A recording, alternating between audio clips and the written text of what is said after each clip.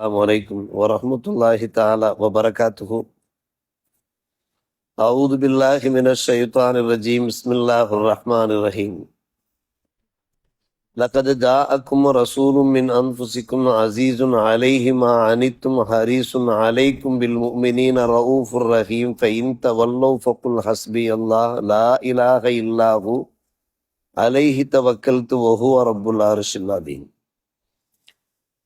ஆமன்னா பில்லா சதக்கல்லாஹு மௌலானல் அலியுல் அதீம். உங்களிலிருந்தே ஒரு இறை தூதர் உங்களிடத்திலே வந்திருக்கிறார். நீங்கள் சிரமப்படுவது அவர்களுக்கு பாரமாக இருக்கிறது. உங்கள் மீது அவர் ஆவல் கொண்டவராக இருக்கிறார். மூமின்களிடத்திலே இரக்கமுடையவராக கருணை உள்ளவராக இருக்கிறார். அம்மக்கள் புறக்கணித்து சென்றால் நபியை நீங்கள் சொல்லிவிடுங்கள், அல்லாஹ் எனக்கு போதுமானவன், அவன் தவிர வணக்கத்திற்குரியவன் எவனும் இல்லை, அவன் மீதே நான் முழு நம்பிக்கை கொண்டுள்ளேன், பிரம்மாண்டமான அந்த அரசுக்கு சொந்தக்காரனாக அவனே இருக்கிறான் என்று நீங்கள் சொல்லிவிடுங்கள் என்று அல்லாஹ் ரப்பல் ஆலமீன் சூரா தௌபா 9ஆம் அத்தியாயத்தினுடைய இறுதி வசனங்களாக 128 129ஆம் வசனங்களாக பதிவு செய்திருக்கிறான். பெருமானார் ரசூலே கரீம் ஸல்லல்லாஹு அலைஹி வஸல்லம் அவர்களை அல்லாஹ் அறிமுகப்படுத்துகிறான். அவர்களுடைய பண்புகளை வெளிப்படுத்துகிறான். உயர் தன்மைகளை நமக்கு எடுத்தோதுகிறான். பல்வேறுபட்ட சிறப்பம்சங்கள் நபிகள் நாயகம் ஸல்லல்லாஹு அலைஹி வஸல்லம் அவர்கள் மீது அமைந்திருந்தன. நம்பர் 1, உங்களிலிருந்தே ஒரு இறை தூதர். நம்பர் 2, உம்மத்துமார்கள் படுகிற சிரமம் அவர்களுக்கு அது பாரமாக இருக்கிறது. நம்பர் 3, மக்கள் ஹிதாயத்தை அடைய வேண்டுமே, நல்வழியிலே செல்ல வேண்டுமே என்கின்ற பேராவல். நம்பர் 4, மூமின்களிடத்திலே அதிகம் இரக்கம் உடையவராக கருணை உடையவராக இருக்கிறார். இந்த 4 சிறப்பு இயல்புகளை பெருமானார் ரசூலே கரீம் ஸல்லல்லாஹு அலைஹி அவர்கள் கொண்டிருந்ததாக அல்லாஹ் ரப்புல் ஆலமீன் நமக்கு 128ஆம் வசனம் மூலமாக பதிவு செய்கிறான். உங்களிலிருந்தே ஒரு இறை தூதர். ஆம், அரபுலக மக்களிடத்தில இருந்து அண்ணல் பெருமானார் ரசூலே கரீம் ஸல்லல்லாஹு அலைஹி அவர்கள் இறை தூதராக வந்தபோது ஒரு மாற்று மொழிக்காரராக இல்லை, மாற்று இனத்தவராகவும் இல்லை. அரபிகளிலிருந்தே ஒருவராக வந்ததற்கு என்ன காரணம்? அப்போதுதான் அவர்களுடைய உபதேசங்களை அந்த அரபிகள் விளங்கிக் கொள்வார்கள்.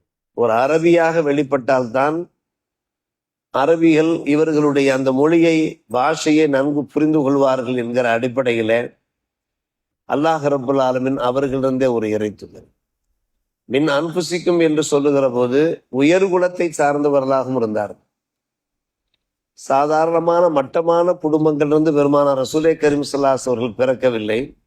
பாரம்பரியமிக்க குடும்பத்திலிருந்து பெருமானார் இறை தூதராக வந்தார். மின் அன்புசிக்கும் என்ற வார்த்தை அதையும் நமக்கு வெளிப்படுத்துகிறது.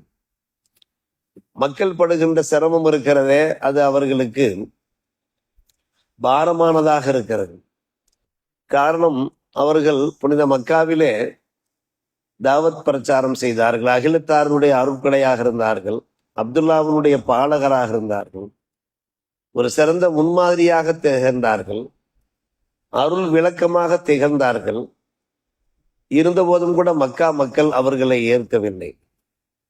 ஏற்கவில்லை என்பதை விட பெருமானார் ரசூலே கரீம் ஸல்லல்லாஹு அலைஹி வஸல்லம் இந்த கடைசி காலம் வரை பெருமானாருக்கு இம்சைகள் கொடுத்து கொண்டே இருந்தார்கள், இன்னல்கள் தந்து கொண்டே இருந்தார்கள். எல்லாவற்றையும் சகித்தார்கள் நபிகள் நாயகம் ஸல்லல்லாஹு அலைஹி வஸல்லம். கடுமையான எதிர்ப்புகளுக்கு மத்தியில் தான் இஸ்லாம் வானளவ பரவியவாறு இருந்தது. ஆனால் பெருமானார் ரசூலே கரீம் ஸல்லல்லாஹு அலைஹி வஸல்லம் யாரையும் பழிவாங்க முயற்சிக்கவில்லை, யாரையும் தண்டிக்க முயற்சிக்கவில்லை, எல்லாவற்றையும் பொறுத்து கொண்டார். அதே சமயத்தில் தங்களை அடக்க ஒழிக்க, தங்களுடைய சமுதாயத்தை தீர்த்து கட்ட, தங்களுடைய அந்த சத்திய மார்க்கத்தை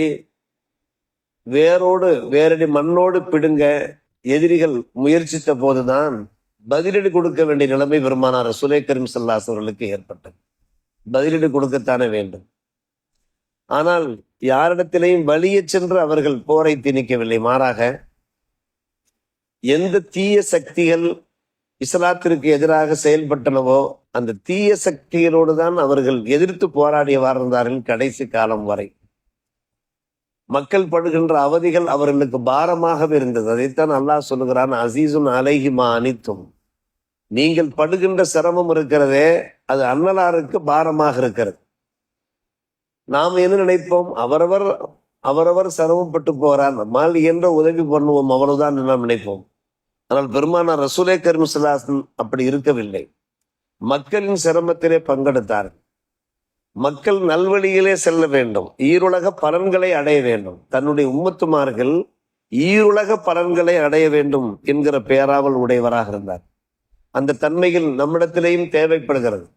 பெருமானார் ரசூலே கரீம் ஸல்லல்லாஹு அலைஹி வஸல்லம் சுன்னத்தை பின்பற்றுகிற நாம் நபிகள் நாயகம் ஸல்லல்லாஹு அலைஹி வஸல்லம் அந்த திட்டம், அவருடைய குறிக்கோள், அவருடைய இலக்கு எப்படி இருந்ததோ அந்த வழியிலே நாம் செல்ல வேண்டிய அவசியம் இருக்கிறது. மூமின்களிடத்திலே அதிக இரக்கமுடையவர்களாக, கருணை உடையவர்களாக, அவர்களுடைய இரக்கத்திற்கும் கருணைக்கும் ஒரு எடுத்துக்காட்டு சொல்ல வேண்டிய அவசியம் இல்லை. ஏழை எளியவர்கள் மீது, மிஸ்கீன்கள், எத்தீம்கள் மீது அவ்வளவு இரக்கமுடையவர்களாக, கருணை உடையவர்களாக இருந்திருக்கிறார்கள். அவர்களுக்காக வேண்டிய வாழ்ந்தார்கள் என்று சொல்லும் அளவுக்கு அவர்கள் வாழ்ந்திருக்கிறார். பெருமானார் ரசூலே கரீம் ஸல்லல்லாஹு அலைஹி வஸல்லம் அவர்களை பற்றி இஸ்லாமியர்கள் மட்டும் நன்கு விளங்கியிருக்கவில்லை, இஸ்லாமியர்கள் அல்லாதோரிடத்திலேயும் அவர்களை பற்றி சொன்னபோது அன்றைய காலகட்டத்திலே இஸ்லாமியர்கள் அல்லாதோர் பலர் பெருமானார் ரசூலே கரீம் ஸல்லல்லாஹு அலைஹி வஸல்லம் அந்த பண்பாடுகளை கேட்டு மையுருகி போனார்கள் என்று பார்க்கிறோம்.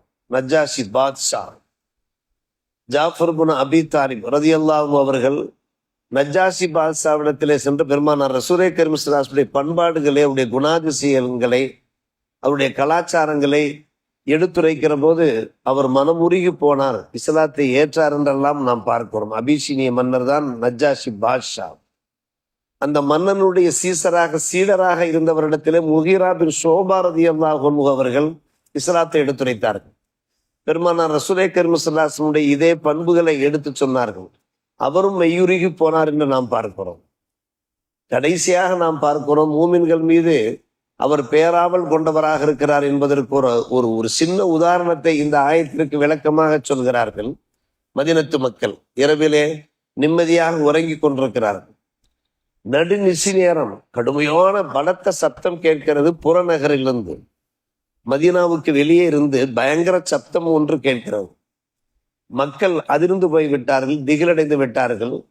வீட்டிலிருந்து வெளியாகி எந்த பக்கம் சத்தம் வெளிப்பட்டதோ அந்த சத்தம் வந்த திசையை நோக்கி விரைகிறார்கள்.